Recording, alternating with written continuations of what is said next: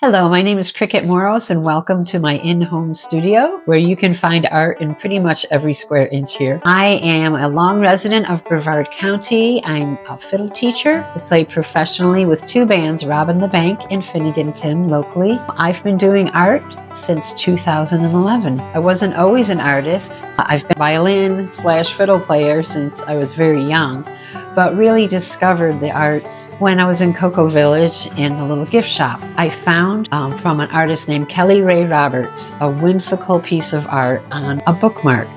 Kelly makes all her images kind of crooked, and I just cupped that bookmark in my hand, and that was the first time that I thought, I want to try this. For me, I had already labeled myself. I had lived 47 years, so I did this and I don't do this, and never gave an opportunity to myself to maybe do something else. So I went home and I tried. I found a sandstone rock and I painted an image of a girl playing a violin, her head just like Kelly Ray does. Cupped my own piece in my hands, and I remember walking up to my husband and saying, I am done cleaning the house. I don't know why those two correlate, but they do. When I began painting, I was just kind of copying other people that I found on Etsy that inspired me. I did not know what a style was, and I was just painting out of enjoyment. I remember, though, the time when I was painting and then asked my own self, how did I make the eye in this last painting? And that was the first time I copied myself. That's when my signature style began to evolve that I didn't know about. In most of the images, you're going to see large eyes. You'll probably see white dots, very small hands, very bright colors that are not shaded, and that has just become my signature style that people recognize. When I began painting, I never wanted the picture to be alone, so I would bring other pictures into the picture. So all my walls are filled with different series. One would be farm animals. As you see behind me, we have countries, mermaids. I have what I call Bible birds and pictures with inspirational sayings, mixed media cheer designs, and they have cheery sayings of encouragement on them. And I was visiting my father in the hospital, and I put inspirational words on them, so they would be kind of like a little Valentine feel, but also words of encouragement.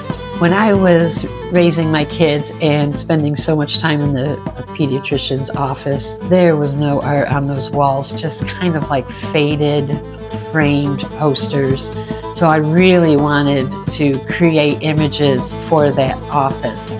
So I created the Farm series, which is pretty much farm animals in kind of a people style. Because of my love for fiddle music, folk music of any kind, I began making images holding instruments. And again, I wanted to make a series. So I had started with the accordion, and I'm like, might as well do the whole alphabet. That will tell me where to begin, where to end, and yes, there's an instrument for cue. So I created an A through Z series, which is in my music studio. They just sat on the wall forever. And finally I asked one of my students' moms, what should I do with these? Should I make flashcards? She said I should make little whimsical rhymes with it. And I said, I don't know how to do that. Can you do that? And she never did it, so I did it.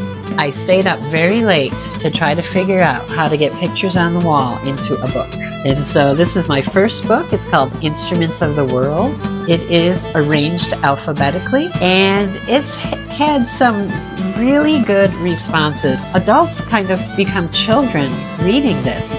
They get interest in the artwork and in the dots, the mixed media. So this 2025 is when I became an author. After I created my first book, I realized that every wall has a book on it.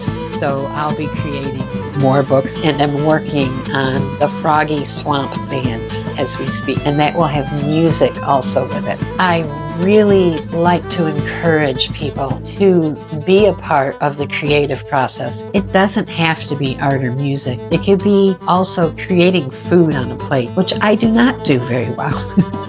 I just believe, as being image bearers of our Creator, that it's important mentally, emotionally, to be creating in some fashion. It can be masonry or anything, but the creative process, I believe, is what we are designed to do.